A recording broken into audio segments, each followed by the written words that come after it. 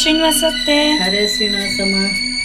ಇವತ್ತು ಪುಡಿಗಳ ಸೀರೀಸ್ ನಡೀತಾ ಇದೆ ಅಲ್ವಾ ಕುಸುಮಾಸ್ ಗ್ರಾಮೀಣ್ ಕಿಚನ್ ಅಲ್ಲಿ. ಹೌದು, ವಾಂಗಿಬಾತ್ ತೋರಿಸಿದ್ದಾಯ್ತು, ಇವಾಗ ಕೂಟಿನ ಪುಡಿ ತೋರ್ಸೋಣ ಅಂತ. ಕೂಟಿನ ಪುಡಿ, ಹೌದು. Okay okay. ಇದಕ್ಕೆ ಫಸ್ಟ್ ಬೇಕಾಗಿರೋದು ಧನಿಯಾ, ಅರ್ಧ ಬಟ್ಲು ಧನಿಯಾ. ನಂಗೆ ಕೂಟು ಅಂತ ಕೇಳಿದ ತಕ್ಷಣವೇ ನೆನಪಾಗೋದು ಮಠ ಅಥವಾ ಟೆಂಪಲ್ಲು, ಅದರಲ್ಲೂ ಜಾಸ್ತಿ ತರಕಾರಿ. ಏನು ಸಖತ್ತಾಗಿರುತ್ತೆ ಆ ಮಠದ ಸ್ಟೈಲು. ಐ ಥಿಂಕ್ ನೀವು ಅಲ್ಲಿಂದನೇ ತಿಳ್ಕೊಂಡು ನೀವು ಇದನ್ನೆಲ್ಲ ಮಾಡ್ತಾಯಿದ್ದೀರಾ. ಆ್ಯಂಡ್ ಮುಂಚೆನೂ ತಿಂದಿದ್ದೀನಿ ಕೂಟು ನಿಮ್ಮ ಕೈಯಲ್ಲಿ, ಯಮ್ಮಿ ಅತ್ತೆ. ಒಂದು ಕ್ವಿಕ್ ಟಿಪ್ಪು, ಇಲ್ಲಿ ಧನಿಯಾ ರೋಸ್ಟ್ ಮಾಡ್ಕೋಬೇಕಾದ್ರೆ ನೀವು ಅಬ್ಸರ್ವ್ ಮಾಡಿರೋಂಗೆ ಇಲ್ಲಿ ಆಯಿಲ್ ಹಾಕಿಲ್ಲ, ಯಾಕಂದರೆ ಹೋದ ಸತಿ ವೀಡಿಯೋದಲ್ಲೇ ಹೇಳ್ದಂಗೆ ಕಿಮಟು ವಾಸನೆ ಬಂದ್ಬಿಡತ್ತೆ.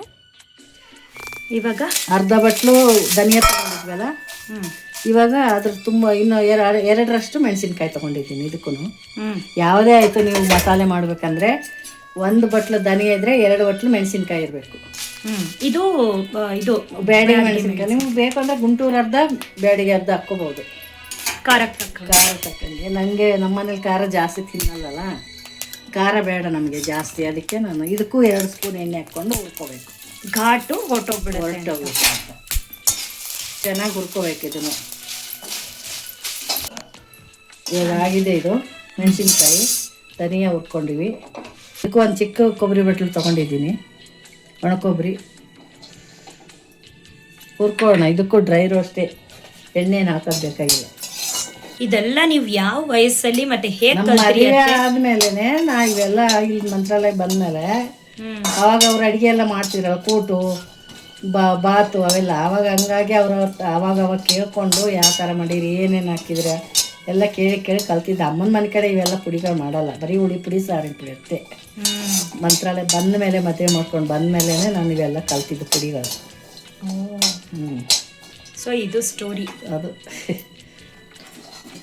ಕೊಬ್ಬರಿ ಏನೋ ಆಗಿದೆ, ಉದ್ದಿನಬೇಳೆ ಹಾಕ್ಕೊಂಡು. ಯಾಕಂದರೆ ಗಟ್ಟಿ ಬರಬೇಕು ಕೂಟು ಅಂತ. ಕೂಟಿಗೆ ಕಡಲೆಬೇಳೆ ಹಾಕಬಾರ್ದು, ಕೂಟಿಗೆ ಅಕ್ಕಿ ಹಾಕ್ತಾ ಇದ್ದೀನಿ. ನಿನಗೆ ಬೇಳೆ ಸ್ವಲ್ಪ ಹಾಕಿ ಮಾಡ್ತಾರೆ ಕೂಟು ಅಂದರೆ, ಇಲ್ಲ ಒಬ್ರೊಬ್ರು ಬೇಳೆನೇ ಹಾಕಲ್ಲ. ಏನಕ್ಕಂದ್ರೆ ಉದ್ದಿನಬೇಳೆ ಅಕ್ಕಿ 2 ಗಟ್ಟಿ ಬರೋದೇ ಇರುತ್ತಲ್ಲ, ಅದಕ್ಕೆ ಹಾಕಲ್ಲ ಅವರು, ಕಡಲೆಬೇಳೆ ಹಾಕಲ್ಲ. ಸೊ ಇವೆರಡನ್ನು ಮಿಕ್ಸ್ ಮಾಡ್ಕೊಂಡು ಬೇಳೆ ಸ್ವಲ್ಪ ಹಾಕಿ ಮಾಡ್ತಾರೆ. ಅಡುಗೆಯವ್ರು ಏನು ಮಾಡ್ತಾರೆ ಅಂದರೆ ಸ್ವಲ್ಪ ತೆಂಗಿನಕಾಯಿನ ಹಾಕ್ತಾರೆ ಹುರ್ಕೊಂಡು ಅದಕ್ಕೆ, ಈ ಪುಡಿಗೆ ಒಣ ಕೊಬ್ಬರಿನ ಹಾಕಿರ್ತಾರೆ ಮತ್ತು ತೆಂಗಿನಕಾಯಿನೂ ಹಾಕ್ತಾರೆ ಹುರ್ಕೊಂಡು. ಕೊಬ್ಬರಿ ಹಾಕಿದಷ್ಟು ಟೇಸ್ಟ್ ಅಂತ ಅಂದ್ಬಿಟ್ಟು.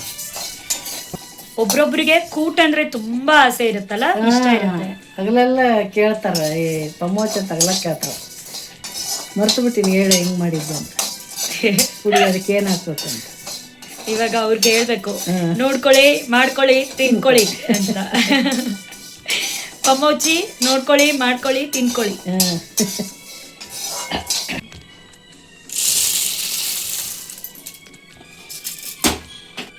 ಉದ್ದಿನಬೇಳೆ, ಲವಂಗ ಒಂದು 10ರಿಂದ 15 ಲವಂಗ. ಇದು 1 ಟೀ ಸ್ಪೂನಷ್ಟು, 1 ಸ್ಪೂನ್ ಮೆಣಸು, 1.5 ಇಂಚಷ್ಟು ಚಕ್ಕೆ. ಇದಕ್ಕೆ ಮೆಣಸು ಹೀರೋ ಇಂಗ್ರೀಡಿಯೆಂಟ್ ಅಲ್ವಾ? ಮೆಣಸು ಲವಂಗ 2. ಇದಕ್ಕೆ ಎಣ್ಣೆ ಹಾಕಿ ಹುರ್ಕೋಬೇಕು. ಈಗ ಮೆಂತೆ ಎಲ್ಲ ಏನು ಹಾಕ, ಸ್ವಲ್ಪ ಎಣ್ಣೆ ಹಾಕಿ ಹಿಂಗೆ ಹಾಕ್ಕೊಬೇಕು. ಇದಕ್ಕೆ ಹಿಂಗು ಮೇನು, 1 ಸ್ಪೂನ್ ಜೀರಿಗೆ. ಈಗೇನು ಇರಲೇಬೇಕು. ಚೆನ್ನಾಗಿ ವಾಸನೆ ಬರಬೇಕಂದ್ರೆ ಜೀರಿಗೆ ಇರಬೇಕು. ಇದರಲ್ಲೇ ಕರಿಬೇವು ಹಾಕ್ಕೊಂಬಿಡೋಣ. ಇದು 4ರಿಂದ 5 ಕಡ್ಡಿ ಕರಿಬೇವು. ನಂಗಂತೂ ಕರಿಬೇವು ನಮ್ಮನೇದು ಅನ್ನಂಗಾಗುತ್ತೆ. ಇದು ಚೆನ್ನಾಗಿ ಹುರ್ಕೊಳ್ಳಿ ಸ್ವಲ್ಪ. ಇವಾಗ ಇದೂ ಆಯಿತು. ಮೆಣಸಿನ್ಕಾಯಿ ಈ ಥರ ಆಗಬೇಕು, ಮುರಿದ್ರೆ ಈ ಥರ ಆಗಬೇಕು, ಮುರಿದ್ರೆ ಕೈನಲ್ಲಿಗೆ ಈ ಥರ ಆಗಬೇಕು. ಏನು ಕ್ರಂಚಿ ಇವಾಗ ಎಲ್ಲ ಮಿಕ್ಸಿ ಆಗಿದೆ. ಮಿಕ್ಸಿ ಮಾಡಿ ಪೌಡ್ರ್ ಮಾಡ್ಕೊಳ್ಳೋಣ. ಸೊ ಕೂಟು ಪುಡಿ ರೆಡಿ ಆಗಿದೆ. ನೀವು ಕೂಟ್ ಮಾಡ್ಕೊಳ್ಳಿ. ಬೇಳೆನೇ ಬೇಕಂತೇನಿಲ್ಲ, ಎಲ್ಲ ತರಕಾರಿಗಳು ಹಾಕಿ ಈ ಪೌಡ್ರ್ 3 ಸ್ಪೂನ್ ಪೌಡ್ರು ಹಾಕ್ಕೊಂಡು ಮಾಡ್ಕೊಳ್ಳಿ. 4-5 ಜನಕ್ಕೆ ಆಗೋಷ್ಟು. ಜಾಸ್ತಿ ಜನ ಇದ್ರೆ ಇನ್ನೂ ಜಾಸ್ತಿ ಹಾಕ್ಕೊಳ್ಳಿ. ಅಪ್ಕಮಿಂಗ್ ರೆಸಿಪಿ ಬಂದು ಹೋಮ್ ಮೇಡ್ ಗರಂ ಮಸಾಲ.